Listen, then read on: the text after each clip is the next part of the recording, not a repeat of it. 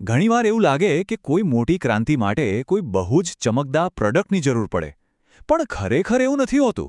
ક્યારેક બસ એક નાનકડો પણ બહુ જ સ્માર્ટ ફેરફાર આખી ગેમ બદલી નાખે છે. અને આજે આપણે બસ એવી જ એક વાત કરવાના છીએ. એક એવો બદલાવ જેણે ભારતના શેર બજારને કાયમ માટે બદલી નાખ્યો. તો સવાલ એ છે કે શું ખરેખર એક નાનકડો પ્રોસેસ ચેન્જ આખા ઉદ્યોગને હલાવી શકે છે?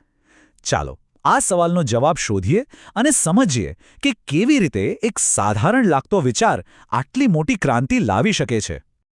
આજે આપણે જે એચડીએફસી બેંકને એક વિશાળ જાયન્ટ તરીકે જોઈએ છીએ, એ સફળતા રાતોરાત નથી મળી. એની પાછળ આવા ઘણા પાયાના અને બહુ જ હોશિયારીભર્યા નિર્ણયો રહેલા છે. આ કહાણી એવા જ એક માસ્ટર સ્ટ્રોકની છે, જેણે બેંકની સફળતાનો પાયો નાખ્યો. અને આ વાત બહુ જ મહત્વની છે. એચડીએફસી બેંકની અસલી જીનિયસ કોઈ નવી ટેકનોલોજી શોધવામાં નહોતી. એમની ખરી તાકાત તો એ હતી કે એમણે મોજૂદ ટેકનોલોજીનો ઉપયોગ એક મૂળભૂત સમસ્યાને ઉકેલવા માટે કેવી અદ્ભુત રીતે કર્યો. તો ચાલો સૌથી પહેલાં એ સમજીએ કે તે સમયે અસલી સમસ્યા હતી શું. એ વાત છે 1990ના દાયકાની. ત્યારે શેર ટ્રાન્સફર તો ઇલેક્ટ્રોનિક રીતે એટલે કે ફટાફટ થઈ જતા, પણ એના પૈસાની લેવડ-દેવડ બહુ જ ધીમી હતી. આ બે અલગ અલગ સ્પીડને કારણે બજારમાં એક બહુ મોટી ગૂંચવણ ઊભી થઈ હતી. આને ચાલો એકદમ સરળ રીતે સમજીએ.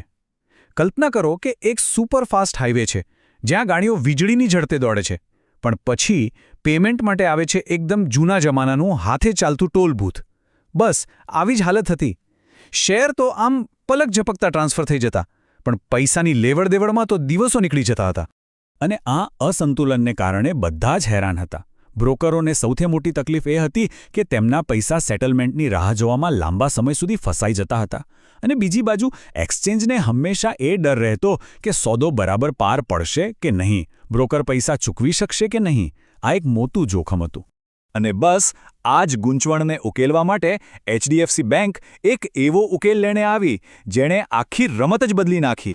એકદમ સરળ શબ્દોમાં કહીએ તો એચડીએફસી બેંકે એક સેન્ટ્રલ સિસ્ટમ બનાવી. એક એવું પ્લેટફોર્મ જેણે ખરીદનાર, વેચનાર, બ્રોકર અને એક્સચેન્જ આ બધાને એક જ જગ્યાએ લાવી દીધા, એકબીજા સાથે જોડી દીધા. તેમણે આખી પ્રક્રિયાને ખૂબ જ સિસ્ટમેટિક રીતે ગોઠવી. સૌથી પહેલાં એમણે દેશના મોટા સ્ટોક એક્સચેન્જોને પોતાના સિસ્ટમ પર લાવ્યા. પછી બધા બ્રોકરોને એ પ્લેટફોર્મ સાથે જોડ્યા. આનાથી શું થયું? એક્સચેન્જને તરત જ રિયલ ટાઈમમાં ખબર પડી જતી કે કયા બ્રોકર પાસે કેટલા પૈસા છે. અને સૌથી મોટો ફાયદો, બ્રોકરોને એમના પૈસા તરત જ જમા થઈ જતા, કોઈ રાહ જોવાની નહીં. તો હવે જોઈએ કે આ સિસ્ટમની અસર શું થઈ, બજાર પર શું અસર પડી અને એચડીએફસી બેંક માટે આ કેટલું મોટું પગલું સાબિત થયું. આ સોલ્યુશન એટલું જોરદાર હતું કે બંને પક્ષોને ફાયદો થયો. એક્સચેન્જ માટે સેટલમેન્ટનું જોખમ લગભગ શૂન્ય થઈ ગયું. અને બ્રોકરો માટે તો આ આશીર્વાદરૂપ હતું, કારણ કે તેમના પૈસા તરત જ છૂટા થઈ જતા હતા. એટલે થયું એવું કે એક પછી એક બધા જ આ સિસ્ટમ સાથે જોડાવા લાગ્યા. અને આ સિસ્ટમ કેટલી સફળ રહી એનો અંદાજ લગાવો છે તો આ આંકડો જુઓ.